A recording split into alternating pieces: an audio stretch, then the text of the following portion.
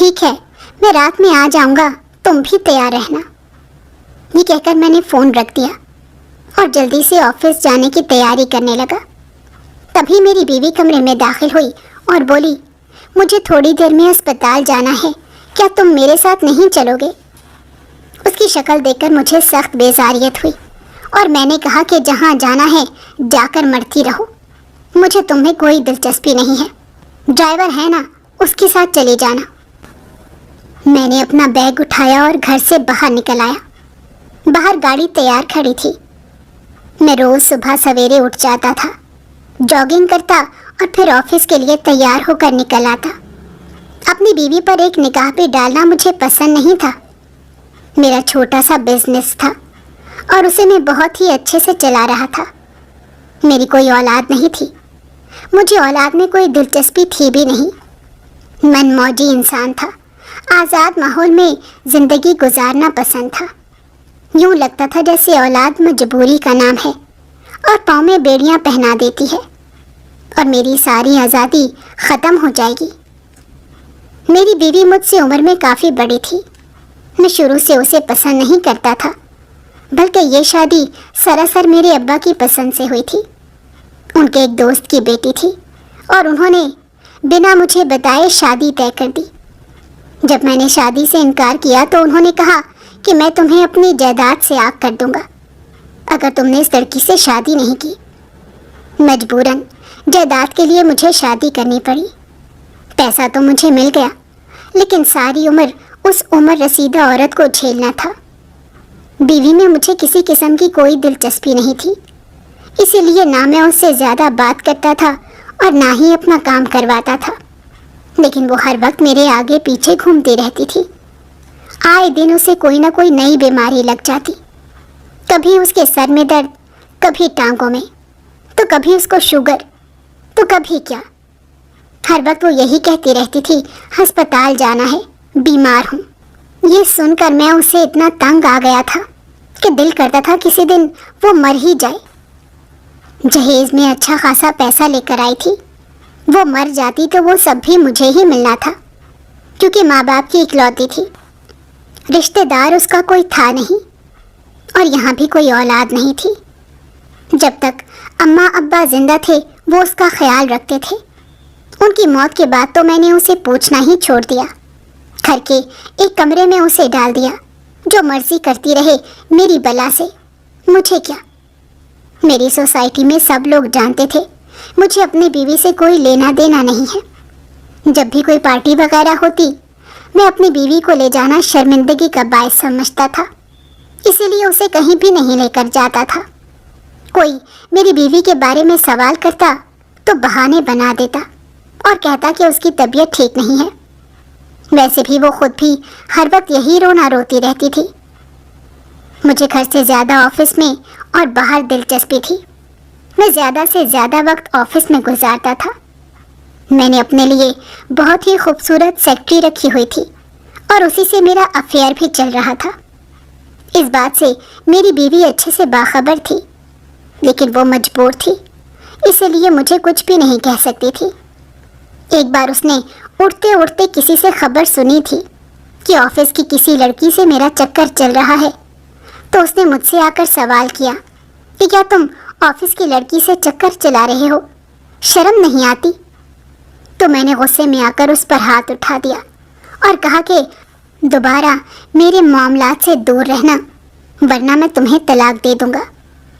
میری یہ دھمکی اس کے لیے صحیح ثابت ہوئی۔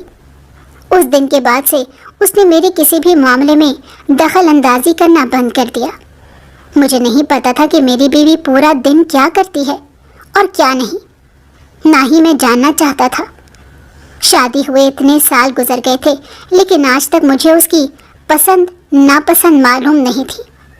میں کبھی اسے اپنے ساتھ باہر نہیں لے کر گیا تھا، کیونکہ جب بھی اسے اپنے ساتھ چلتا دیکھتا تو مجھے شرمندگی محسوس ہوتی تھی۔ کہاں میں اتنا ہینڈسم اور کہاں پر وہ اتنی بڑی عمر کی دکھنے والی عورت۔ اکثر جب ہم باہر نکلتے تو لوگ کہتے تھے، یہ آپ کی بیوی ہیں کیا؟ ان کی حیرت سے پوچھنے پر میں نظر چرا لیتا، یوں جیسے کوئی گناہ کر دیا ہو۔ اسی لیے میں نے اسے ساتھ لے کر باہر نکلنا ہی چھوڑ دیا۔ کوئی پوچھتا بھی تو میں منہ موڑ لیتا اور کہتا کہ میں اسے نہیں جانتا ہوں۔ میرے نزدیک تو وہ اس قابل ہرگز نہیں تھی کہ میں اس کا تعارف کسی سے بھی کرواتا۔ آہستہ آہستہ اس نے خود کو گھر میں قید کر کے رکھ دیا۔ بس اسپتال جانے کے لیے باہر نکلتی تھی۔ اسے پتا تھا میں اس کے ساتھ اسپتال نہیں جاؤں گا، پھر بھی روزانہ مجھ سے پوچھتی، آپ میرے ساتھ ہسپتال نہیں جائیں گے؟ اور میرا روز کا وہی جواب سن کر تھکتی نہیں تھی۔ ابا کے مجبور کرنے پر میں نے یہ شادی کر تو لی تھی، لیکن اسے آگے نبھانے کا میرا ایسا کوئی ارادہ نہیں تھا۔ ہمیشہ سے میں نے سوچ رکھا تھا کہ کسی دن مجھے میری من پسند لڑکی مل ہی جائے گی اور میں اس سے شادی کر کے اسے اپنے گھر لے آؤں گا۔ ایک ایسی لڑکی جو دکھنے میں خوبصورت ہوگی اور میرے ساتھ چلے گی تو ہماری جوڑی بہت زیادہ جچے گی۔ ویسے بھی میں بہت ہینڈسم تھا اور لڑکیاں مجھ پر مرتی تھیں۔ صرف ایک نظر دیکھنے کی بات ہوتی تھی اور وہ میری جھولی میں آ جاتی تھی۔ میرے پاس پیسہ تھا اور آج کل لڑکیوں کو یہی سب تو چاہیے ہوتا ہے۔ کبھی کبھی میں ماڈلنگ بھی کرنے چلا جاتا تھا اور وہاں پر بھی مختلف ماڈلز کے ساتھ میرا چکر چلتا رہتا تھا۔ میں زیادہ دیر کسی کے ساتھ چکر نہیں چلا سکتا تھا کیونکہ میری فطرت تھی، مجھے ہر وقت نئی نئی چیزوں میں دلچسپی رہتی تھی۔ یوں ہی میں کسی ایک لڑکی کے ساتھ ہمیشہ نہیں رہ پاتا تھا۔ بس سوچتا تھا کسی دن میری من پسند لڑکی مجھے ملے گی تو اس سے شادی کر کے اسے اپنی بیوی بنا کر ایک الگ گھر میں رکھوں گا تاکہ میری بیوی کو پتہ نہ چلے کہ میں نے شادی کی ہے۔ بہرحال اب تک تو مجھے ایسی لڑکی ملی نہیں تھی جس سے میں شادی کرتا، اسی لیے ادھر ادھر ہی منہ مار رہا تھا۔ میری سیکٹری ہر وقت میرے آگے پیچھے گھومتی رہتی تھی۔ اسے میں مہنگے مہنگے تحائف دیتا تھا۔ وہ جانتی تھی کہ جتنا وہ مجھ سے تعاون کرے گی اتنا ہی وہ کمائے گی، اسی لیے وہ جی بھر کر میری ہر بات مانتی تھی۔ کبھی کبھی تو میں اسے لیے اپنے گھر بھی چلا جاتا تھا اور میری بیوی ایک جگہ بیٹھی چپ چاپ یہ سب دیکھتی رہتی تھی۔ مجھے نشے کی بھی عادت تھی اور میں اس کے سامنے نشہ کرتا تھا۔ میری بیوی کو یہ سب پسند نہیں تھا۔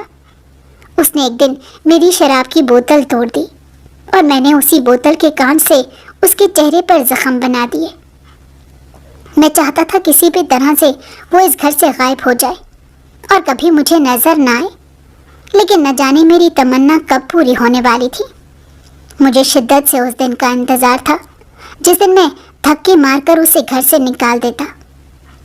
ہماری سوسائٹی میں ایک دن بہت بڑی بزنس پارٹی تھی، مجھے بھی وہاں پر انوائٹ کیا گیا تھا۔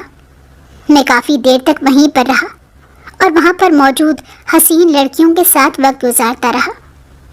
میرے ایسے شوق کے بارے میں سب واقف تھے، اسی لیے لڑکیاں خود ہی میرے قریب آ جاتی تھیں۔ کافی دیر ان کے ساتھ وقت گزارنے کے بعد میں نے خوب ساری شراب پی اور نشے میں بری طرح سے لڑکھڑانے لگا۔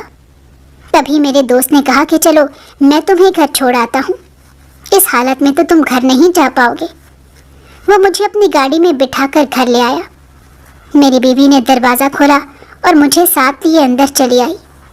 میں جو نشے میں حد سے زیادہ مگن تھا، مجھے یہ نہیں سمجھ آئی کہ سامنے میری بیوی ہے یا کون۔ مجھے بس عورت دکھ رہی تھی اور میں اسے لیے اپنے بیڈ روم میں چلا گیا۔ آج پہلی بار شاید میں اسے اپنی مرضی سے چھو رہا تھا۔ صبح جب میری آنکھ کھلی اور نشہ اترا تو مجھے سمجھ آئی کہ میں نے کیا کر دیا ہے۔ خود کو 100 باتیں سناتے میں اٹھ کر فریش ہونے چل دیا۔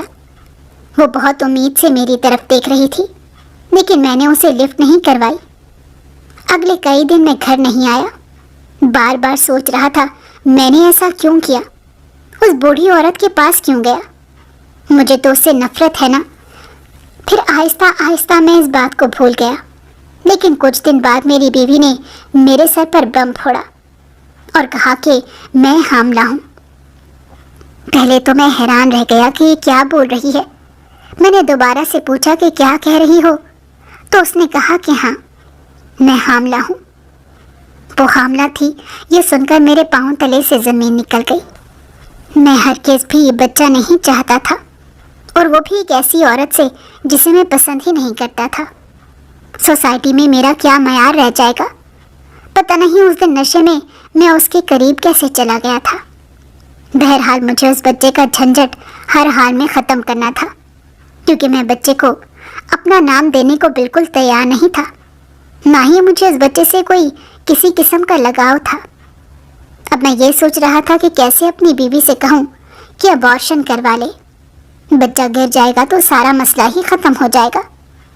میں جانتا تھا کہ وہ صاف منع کر دے گی، اس لیے میں نے آرام سے اس سے بات کرنے کا فیصلہ کیا۔ اس دن آفس جانے سے پہلے میں نے اس سے کہا کہ میں آج رات جلدی آ جاؤں گا، ہم ڈنر ساتھ کریں گے۔ اتنے عرصے میں پہلی بار میرے منہ سے یہ بات سن کر وہ حیران رہ گئی، پھر خوشی سے بولی ٹھیک ہے، میں ڈنر کی تیاری کروا دوں گی۔ اس کی بات سن کر میں آفس کے لیے نکل گیا۔ پورا راستہ پریشان رہا کہ آخر کیسے اس سے بات کروں گا۔ میں نے اپنے ایک دوست سے اس بات کا ذکر کیا تو وہ کہنے لگا میں ایک ڈاکٹر کو جانتا ہوں جو اس کا ابارشن کر دے گا، لیکن تم اپنے ہی بچے کو کیوں گرانا چاہتے ہو؟ آخر تمہیں اپنے بچے سے نفرت کیوں ہے؟ میں نے کہا مجھے نفرت نہیں ہے، بس بیزاریت ہے اس عورت سے۔ مجھے اس سے کچھ نہیں چاہیے، جلد ہی میں کسی اور سے شادی کر کے اسے طلاق دے دوں گا۔ میں جانتا ہوں کہ ابا نے کمپنی کے کچھ شیئرز اس کے نام کر رکھے ہیں، طلاق دینے سے وہ اس کے پاس چلے جائیں گے، لیکن میں کسی طرح اسے وہ شیئرز بھی واپس لے لوں گا۔ مجھے نہیں پتا کب، لیکن مجھے اس دن کا شدت سے انتظار ہے جب میں یہ کام کروں گا۔ میرے لیے وہ ایک سزا کی طرح ہی ہے، نہ جانے کب اسے جان چھوٹے گی۔ شام کو میں گھر واپس آیا تو دیکھا گھر سے کھانے کی خوشبو آ رہی تھی، یعنی کہ اس نے ڈنر تیار کر رکھا تھا۔ مجھے حد سے زیادہ بیزاریت ہوئی کہ اگلے 2-3 گھنٹے تک مجھے اس کے سامنے مسکرا کر بات کرنی پڑے گی۔ چلو کوئی بات نہیں، یہ بھی کر ہی لیتے ہیں۔ یہ سوچ کر میں اندر آیا اور کپڑے وغیرہ چینج کیے۔ اس نے میرے لیے کپڑے نکال کر رکھے ہوئے تھے، میں نے نہ چاہتے ہوئے بھی وہ کپڑے اٹھا لیے۔ میں کسی بھی طرح آج اس کا موڈ خراب نہیں کرنا چاہتا تھا، اسی لیے ہر چیز اس کی پسند کی کر رہا تھا۔ اس کے لیے پھول بھی خرید کر لایا تھا۔ ڈنر پر اس نے اچھا خاصا انتظام کیا تھا اور تیار ہو کر بھی بیٹھی ہوئی تھی۔ کھانا کھاتے ہوئے میں نے 2-3 بار اس کی تعریف کی۔ اسے لگا شاید میں سدھر رہا ہوں اور اس میں دلچسپی لینے لگا ہوں۔ تبھی وہ بہت پرجوش ہو رہی تھی۔ ڈنر ختم ہوا تو میں نے اس سے بات کرنے کا فیصلہ کیا، کیونکہ اس سے زیادہ مجھ سے یہ ڈرامہ نہیں کیا جا رہا تھا۔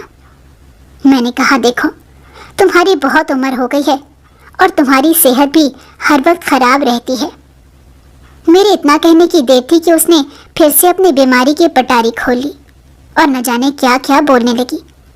مجھے گھٹنوں میں بھی درد رہتا ہے، ڈاکٹر نے یہ کہا ہے وہ کہا ہے۔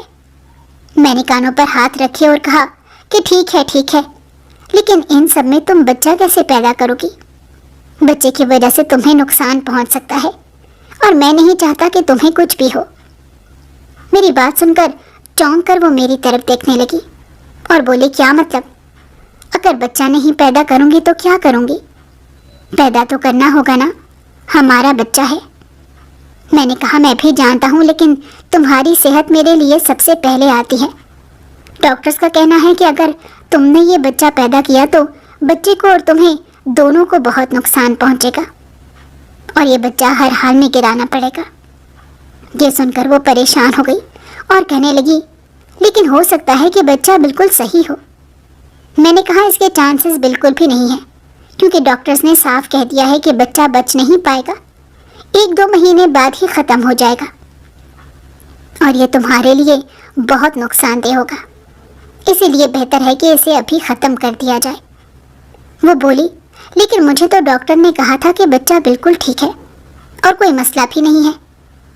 میں لب پھینچ کر رہ گیا اور پھر ایک نیا بہانہ بناتے ہوئے اسے بولنے لگا کہ دیکھو، ڈاکٹر تمہیں پریشان نہیں کرنا چاہتے تھے، کیونکہ میں نے ان سے کہا تھا کہ جو بھی بات ہو وہ تمہیں نہ بتائیں بلکہ مجھے بتائیں، تاکہ میں آرام سے تمہیں بتا دوں۔ میں جانتا ہوں کہ یہ ہمارا پہلا بچہ ہے اور میں اس کے لیے بہت خوش ہوں، لیکن کیا کروں، مجبوری ہے، یہ نہیں تو کوئی اور ہو جائے گا۔ لیکن اس وقت تمہاری صحت زیادہ ضروری ہے. کل تم تیار رہنا, میں تمہیں کلینک میں لے جاؤں گا, ہم ابارشن کروا لیں گے. یہ بات سن کر وہ سخت غصے میں آ گئی اور کہنے لگی, تم جھوٹ بول رہے ہو نا؟ میں نے کہا, میں جھوٹ کیوں بولوں گا, مجھے تمہاری پرواہ ہے. بس تمہیں لگتا ہے کہ میں تمہاری پرواہ نہیں کرتا, لیکن ایسی کوئی بات نہیں. شروع میں مجھے غصہ تھا کہ ابا نے بنا میری پرواہ کیے, مجھ سے پوچھے بنا یہ شادی طے کر دی, اور مجھے لگ رہا تھا مجھ سے زبردستی کی گئی ہے, اسی لیے میں تم سے دور دور رہتا تھا. لیکن پھر مجھے پتا چلا کہ تم بہت اچھی لڑکی ہو اور مجھ سے بے حد محبت کرتی ہو. تبھی میں نے تمہاری اچھائیاں دیکھنا شروع کر دی, لیکن تمہیں یہ سب کہنے کی ہمت نہیں تھی. اور جب بچے کا پتہ چلا تو مجھے پتہ چلا ہمارے بیچ تو بہت ہی مضبوط رشتہ ہے. اب تم یہ سب چیزیں سوچنا چھوڑ دو اور مجھ پر بھروسہ رکھو, میں تمہارے لیے ہمیشہ اچھا سوچوں گا. یہ کہہ کر میں نے اسے اپنے ساتھ لگا لیا. اتنے عرصے میں پہلی بار میں نے اتنی لگاوٹ کا مظاہرہ کیا تھا, اور وہ اسی پر فدا ہو گئی اور راضی ہو گئی اور کہنے لگی, ٹھیک ہے جیسے آپ کہیں, میں کل تیار رہوں گی, پھر ہم چلے جائیں گے. میں نے شکر کا سانس لیا اور اسے کہا کہ چلو اب تم جا کر سو جاؤ, بہت رات ہو گئی ہے, مجھے کام کرنا ہے. یہ کہہ کر میں اپنے اسٹڈی روم میں چلا آیا. آج رات میرے جشن کی رات تھی. شکر ہے ایک بوجھ میرے سر سے اترنے والا تھا. اب مجھے جلد سے جلد کچھ پیپرز تیار کروا کر اس پر اس کے سائن لینے تھے, جس کے مطابق وہ اپنے شیئرز مجھے منتقل کر دے. اگلی صبح وہ مجھ سے پہلے تیار بیٹھی تھی. میں نے خود اپنے ہاتھوں سے ناشتہ بنا کر اس سے کروایا تاکہ آخری وقت میں وہ مکر نہ جائے, اور کہا کہ آج میں آفس نہیں جاؤں گا, بلکہ پہلے ہم جائیں گے, بچہ گروا کر آئیں گے, اور پھر پورا دن میں تمہارے ساتھ رہوں گا, کیونکہ تمہیں میری ضرورت پڑے گی. میں مکمل طور پر ایک اچھے شوہر کا کردار نبھانے کی کوشش کر رہا تھا. اسی وقت میرا موبائل بجا اور کسی لڑکی کی کال آنے لگی. میری بیوی بھی میرے موبائل کی طرف ہی دیکھ رہی تھی, لیکن میں نے فوراً سے کال کٹ کر دی اور اسے کہا, تم پریشان مت ہو, اب میں ان میں سے کسی کی بھی کال نہیں اٹھاتا ہوں اور نہ ہی کسی کے پاس جاتا ہوں, کیونکہ مجھے ان میں سے کسی میں کوئی دلچسپی نہیں. وہ مسکرا اٹھی. ہم لوگ اسپتال کے لیے نکلے اور اسے میں نے اندر بھیج دیا. ابارشن ہو جانے کے بعد وہ باہر آئی تو اس کا چہرہ بجھا ہوا تھا. میں اسے لیے گھر آیا اور پورا دن اس کے ساتھ ہی وقت گزارا. کچھ دن تک مجھے یہ ڈرامہ جاری رکھنا پڑا. روز میں شام کو جلدی آفس سے واپس آ جاتا اور باقی کا سارا وقت اس کے ساتھ گزارتا. اب مجھے بس اس کا اعتماد مکمل جیت کر اس سے سگنیچر لینے تھے.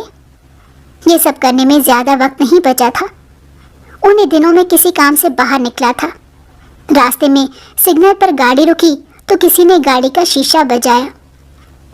میں نے نگاہ اٹھا کر دیکھا اور بس میری نگاہیں وہیں رک کر رہ گئی. واپس پلٹنا ہی بھول گئی تھی. ہاتھوں میں گجرے اٹھائے وہ لڑکی پل بھر میں میرا سب کچھ لوٹ کر لے گئی. اتنی خوبصورت تھی کہ میں دیکھ کر ہی چونک گیا تھا. میں نے اپنی سوسائٹی میں حسین سے حسین ترین لڑکیاں دیکھی تھیں, لیکن اتنا حسن میں نے کبھی کہیں نہیں دیکھا تھا. کتنی حسین تھی اور یہاں کھڑی ہو کر سگنل پر گجرے بیچ رہی تھی.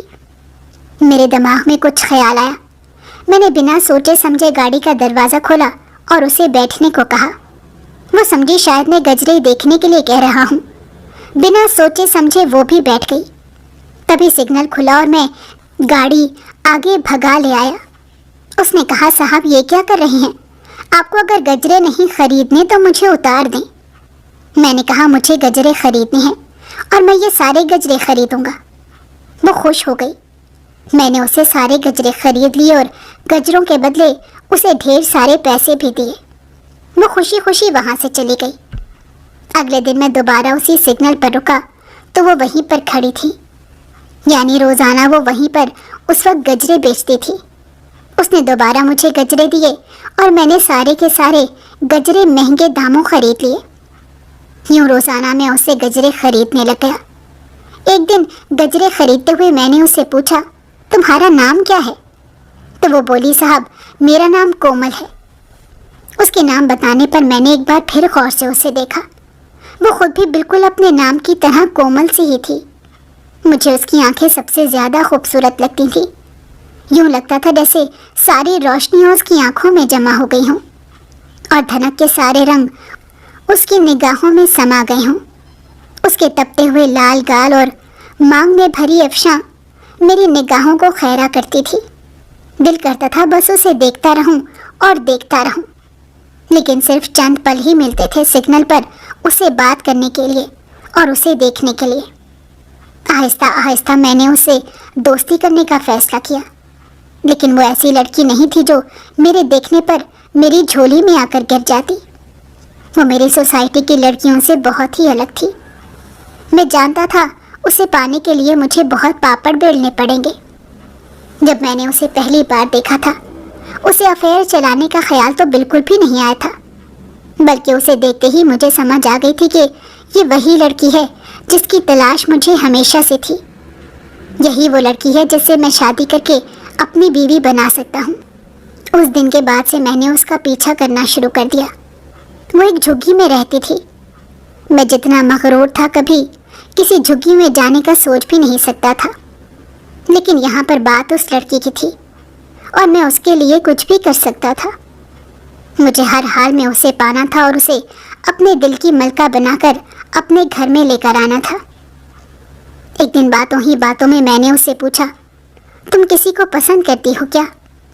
تو وہ آگے سے زور زور سے ہنس کر کہنے لگی، ارے پسند کی بات کرتے ہیں، میں تو شادی شدہ ہوں۔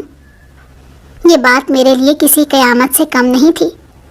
اگر وہ شادی شدہ تھی تو میں اس کو کیسے پا سکتا تھا؟ اس کی باتوں سے مجھے پتا چلا کہ اسے اپنے شوہر سے محبت نہیں ہے۔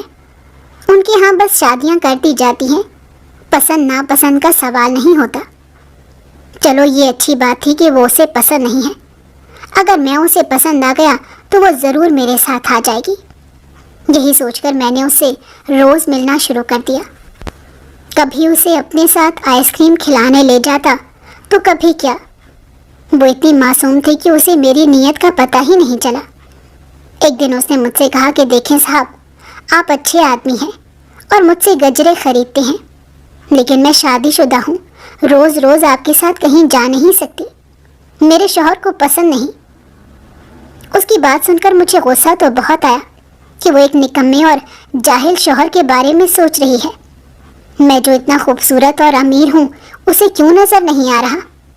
ویسے تو میں جیسے چاہے مرضی لڑکیوں کو اپنے پاس بلا لیتا تھا اور اپنی من چاہی لڑکیوں کو حاصل بھی کر لیتا تھا، لیکن یہ مجھے پورے دل سے چاہی تھی، کیونکہ اسے میں نے پہلی نظر میں ہی پسند کر لیا تھا۔ عجیب قسم کی محبت ہو گئی تھی مجھے اس سے۔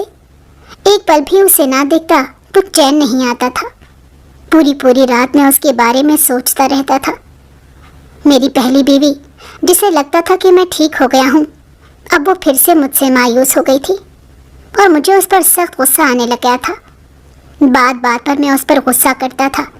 اب وہ مجھے الزام دیتی تھی کہ میں نے جان بوجھ کر بچے کو گرایا ہے، اور غصے میں ایک دن میں نے اس بات کو قبول بھی کر لیا کہ ہاں، مجھے بچہ نہیں چاہیے، کم سے کم تمہاری جیسی عورت سے تو بالکل بھی نہیں چاہیے۔ اپنے کام سے کام رکھو۔ میری بات سن کر وہ ڈر کر رہ گئی۔ بہرحال مجھے اس کی کوئی پرواہ نہیں تھی، وہ جو مرضی کرتی رہے۔ میں ہر وقت صرف کومل کے خیالوں میں گم رہتا تھا۔ ایک دن میں نے اس کی تصویر لی اور اپنے موبائل میں محفوظ کر کے رکھ لی۔ جب بھی مجھے اس سے ملنے کو دل کرتا یا اسے دیکھنے کو دل کرتا تو میں اس کی تصویر نکال کر اس سے باتیں کیا کرتا۔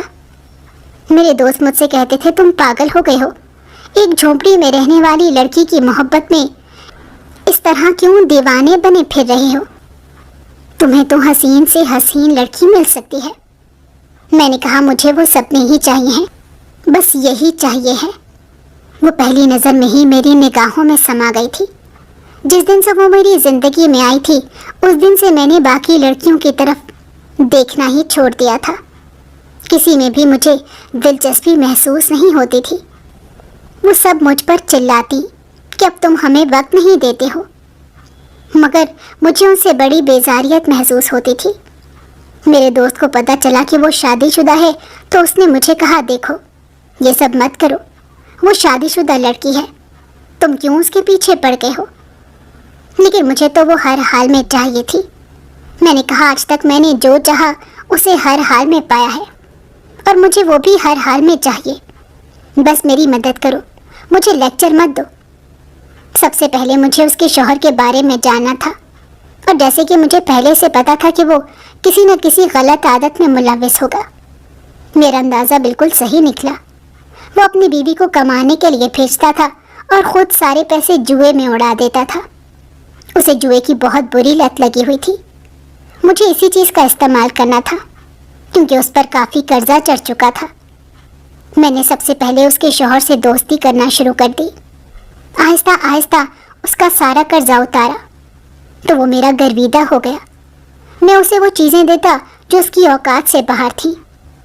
اسے اپنی بیوی میں کسی قسم کی کوئی دلچسپی نہیں تھی، بلکہ وہ ادھر ادھر باہر کی لڑکیوں کے ساتھ ہی گھومتا تھا، اور اسے پیسہ چاہیے تھا جو کہ میں اسے دیتا رہتا تھا۔ ایک دن باتوں ہی باتوں میں نے اس سے کہا کہ میں تمہاری بیوی کو جانتا ہوں، وہ سگنل پر گجرے بیچتی ہے نا؟ تو وہ نشے میں زور زور سے اپنی بیوی کا مذاق اڑانے لگ گیا، جس سے مجھے پتہ چل گیا کہ وہ اسے بالکل بھی پسند نہیں کرتا اور ایک بوجھ سمجھتا ہے۔ میں نے ایک پلان بنایا اور اپنے ایک دوست کے ساتھ مل کر اس کے ساتھ زبردست قسم کا جوا کھیلا۔ بہت بھاری رقم تھی اس جوئے میں، اور جوئے میں اسے ہرا دیا گیا۔ یہ سب میں نے اپنے دوست کی پلاننگ سے کیا تھا۔ وہ ہار گیا تو اس کے اوپر حد سے زیادہ قرضہ چڑھ گیا۔ اسی موقع پر میں اس کے پاس آیا اور میں نے اس سے کہا کہ تمہارے اوپر تو بہت قرضہ چڑھ گیا، اب کیا کرو گے؟ وہ لوگ تو بہت خطرناک ہیں، تمہیں چھوڑیں گے نہیں۔ وہ ڈر گیا اور کہنے لگا صاحب آپ میری مدد کر دیں، پہلے بھی آپ نے میرا قرضہ اتارا ہے۔ میں نے کہا میں تمہاری مدد تو کر دوں گا، لیکن اس کے بدلے مجھے کچھ چاہیے۔ وہ بولا آپ کو جو چاہیے میں آپ کو دے دوں گا۔ میں نے اس کے کان کے قریب آ کر کہا مجھے تمہاری بیوی چاہیے ہے۔ پہلے تو اس کا چہرہ سرخ ہو گیا، پھر تھوڑی دیر بعد کہنے لگا ٹھیک ہے، لیکن مجھے سمجھ نہیں آ رہی آپ کو اس میں کیا نظر آیا؟ میں نے کہا تم جیسے انسان کو کیسے پتہ چلے گا کہ وہ ہیرا ہے؟ ہیرا؟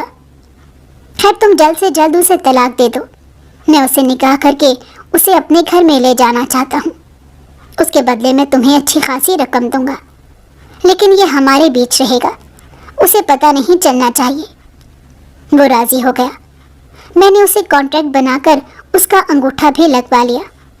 اب میں نے اسے رقم دے دی اور اس کا قرضہ اتروایا تو وہ بہت خوش ہو گیا، اور اسے رہنے کے لیے کچھ پیسے بھی دیے کہ وہ پیسے لے کر چلا جائے۔ 2-3 دن بعد اس نے اپنی بیوی کو طلاق دے دی۔ اگلے کئی دن تک مجھے کومل سگنل پر نظر نہیں آئی تو میں اس کی جھکی میں چلا گیا۔ مجھے پتہ چلا کہ وہ کافی بیمار ہے۔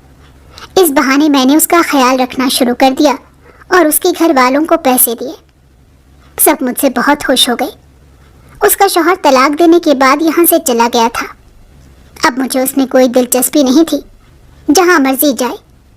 میں صرف اس کی عدت ختم ہونے کا انتظار کر رہا تھا۔ جیسے ہی اس کی عدت ختم ہوئی میں اس کے گھر آیا اور اس کے گھر والوں سے کہا کہ مجھے آپ کی بیٹی بہت پسند ہے اور میں اس سے شادی کر کے اس کا سہارا بننا چاہتا ہوں۔ آپ لوگوں کو اچھے خاصے پیسے بھی دوں گا۔ سب خوش ہو گئے اور وہ لڑکی میری طرف یک ٹک دیکھ رہی تھی۔ اسے اب تک کچھ بھی سمجھ نہیں آیا تھا۔ بہرحال کچھ دن بعد میں نے اس سے شادی کر لی اور اسے اپنے ساتھ اپنے گھر لے آیا۔ میری پہلی بیوی نے جب دیکھا کہ میں ایک نئی لڑکی کے ساتھ آیا ہوں تو حیران رہ گئی۔ میں نے اب تک اپنی بیوی سے سائن نہیں کروائے تھے، اسی لیے اس سے جھوٹ کہہ دیا کہ یہ نوکرانی ہے، تمہاری طبیعت ٹھیک نہیں رہتی، اسی لیے میں اسے یہاں لے کر آیا ہوں۔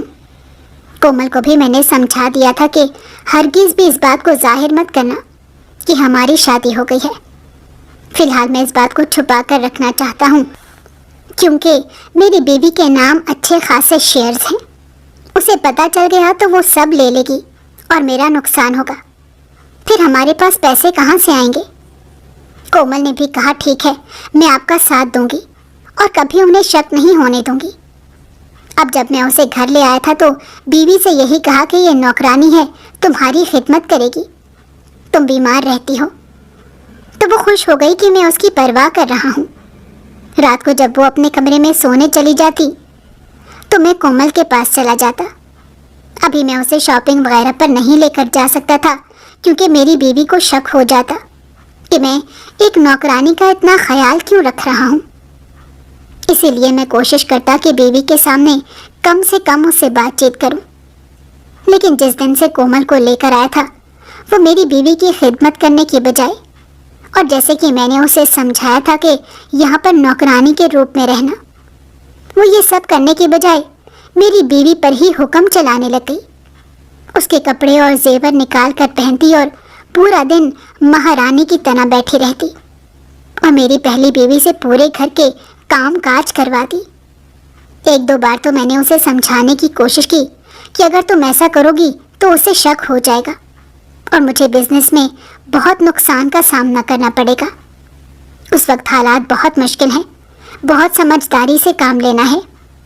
تو وہ آگے سے کہتی ہے آپ فکر مت کریں، آپ کی بیوی ویسے بھی مجھ سے ڈرتی ہے، اسے شک نہیں ہوگا، اسے لگتا ہے مجھے ویسے دولت کا لالچ ہے اور آپ کے آگے تو اس کی زبان کھلتی بھی نہیں ہے۔ خیر کچھ دن ایسے ہی چلتا رہا۔ مجھے ڈر تھا کہ کومل کسی نہ کسی دن اس راز کو کھول دے گی، اسی لیے روزانہ اسے سمجھاتا کہ احتیاط سے کام لے، میں جلد ہی اس سے سائن لے کر اسے طلاق دے دوں گا۔ میں نے سارے پیپرز بھی تیار کروا لیے تھے اور وکیل سے بھی بات کر لی تھی۔ اب بس موقع کا انتظار تھا اور پھر جلد ہی مجھے وہ موقع ہی مل گیا۔ اگلے ہفتے میری پہلی بیوی کی سالگرہ تھی۔ مجھے تو ویسے اس کی سالگرہ یاد نہیں رہتی تھی، لیکن اس بار میں نے سب پلان کر رکھا تھا۔ میں نے سوچا کہ گھر میں ایک پارٹی کا انتظام کروں گا جس سے وہ خوش ہو جائے گی اور تبھی اسے ڈرنک میں نشہ ملا کر دے دوں گا۔ نشے کی حالت میں اسے سگنیچر کروا لوں گا، یوں میرا کام ختم ہو جائے گا۔ بعد میں اسے طلاق دے کر گھر سے نکال دوں گا۔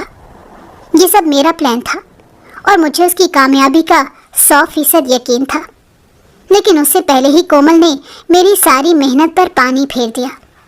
کچھ دن میں آفس میں کافی زیادہ مصروف رہنے لگ گیا تھا۔ ایک نئی بزنس ڈیل کی تھی اور مجھے امید تھی کہ میرا بزنس مزید بڑھ جائے گا۔ اسی سلسلے میں رات دیر تک آفس میں رہتا تھا، لیکن بیوی کا برتھ ڈے سیلیبریٹ کرنے کا پلان بھی میرے دماغ میں تھا، کیونکہ وہ تو ہر حال میں کرنا ہی تھا، تبھی تو میں اپنے مقصد تک پہنچ سکتا تھا۔ اس دن بھی میں کافی تھکا ہارا اسی بارے میں سوچ رہا تھا۔ میری وہ بزنس ڈیل ڈن ہو گئی تھی، میں خوش تھا۔ اگلے کئی دن میں فارغ بھی رہنے والا تھا، کیونکہ زیادہ دیر آفس میں نہیں رکنا تھا، کام تو تقریباً ہو گیا تھا۔ اس لیے میں نے سوچا کہ چلو آج میں جلدی گھر چلا جاتا ہوں۔ بیگ وغیرہ اٹھایا اور باہر آ کر گاڑی میں بیٹھ گیا۔ گھر پہنچا تو دیکھا کومل اور میری بیوی مجھے کہیں دکھ نہیں رہی۔ کچن سے مجھے برتنوں کی آواز آ رہی تھی، میں سمجھا وہیں پر ہوں گی۔ میں کچن میں گیا اور کہا کومل۔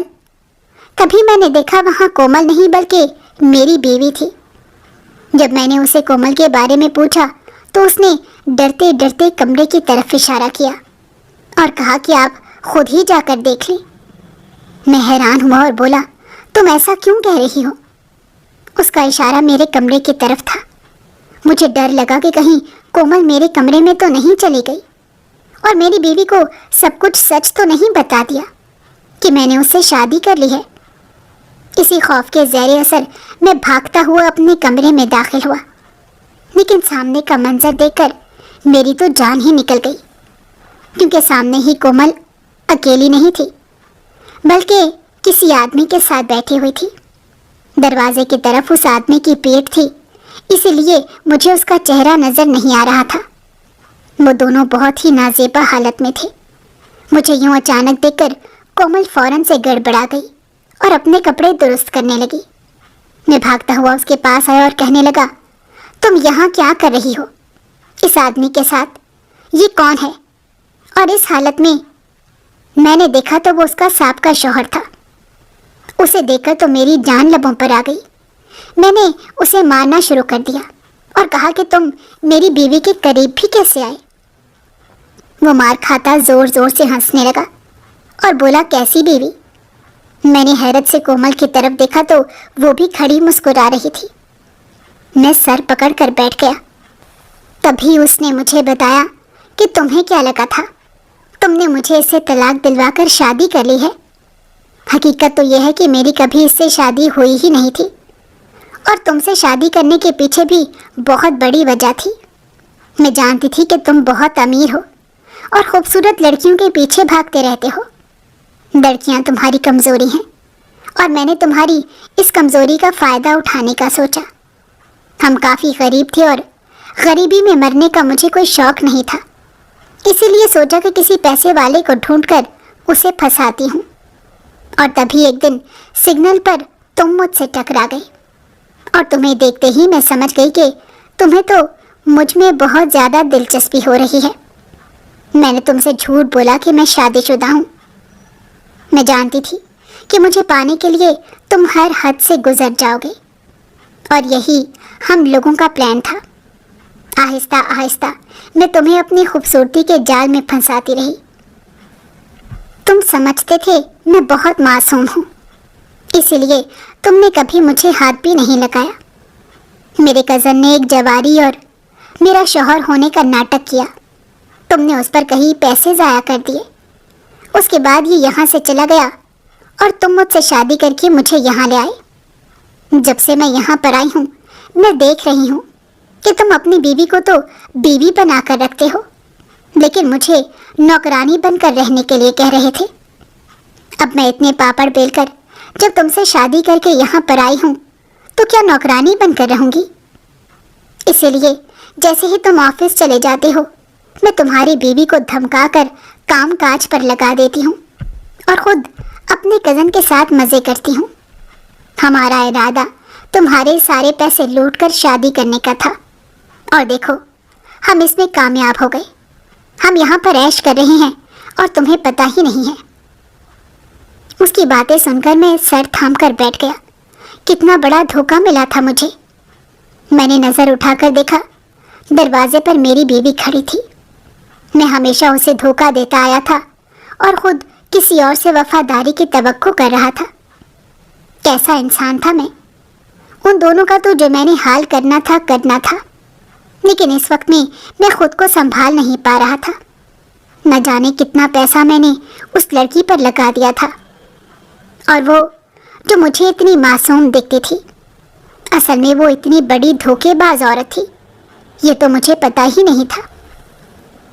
کچھ دیر بعد میں نے اسے پولیس کے حوالے کر دیا اور طلاق دے دی۔ میری پہلی بیوی طنزیہ نظروں سے مجھے دیکھتی وہاں سے چلی گئی۔ میں ہمیشہ اسے دھوکہ ہی دیتا آیا تھا۔ اس نے مجھے بتایا کہ جس دن میں اس لڑکی کو یہاں لایا تھا اسی دن مجھے پتہ چل گیا تھا کہ یہ تمہاری بیوی ہے، لیکن میں تمہارے آگے خاموش رہی۔ ہمیشہ میں چاہتی تھی کہ تم ٹھیک ہو جاؤ اور ہم ایک اچھی زندگی گزاریں۔ تم نے تو مجھ سے میرا بچہ بھی چھین لیا۔ تم جیسے انسان پر لعنت ہے۔ مجھے اب تم سے طلاق چاہیے۔ اس کے مجبور کرنے پر میں نے اسے طلاق دے دی۔ مجھے لگا کہ شاید اب میری اسے جان چھوٹ جائے گی۔ ان سب ہونے کے بعد بھی مجھے اس میں کوئی دلچسپی نہیں تھی۔ وہ یہاں سے چلی گئی، کہاں گئی مجھے نہیں پتا، لیکن کچھ عرصے بعد وہ واپس آئی اور کہا کہ میرا گھر خالی کرو۔ میں حیران ہوا اور کہا کہ یہ میرا گھر ہے، تم کون ہوتی ہو؟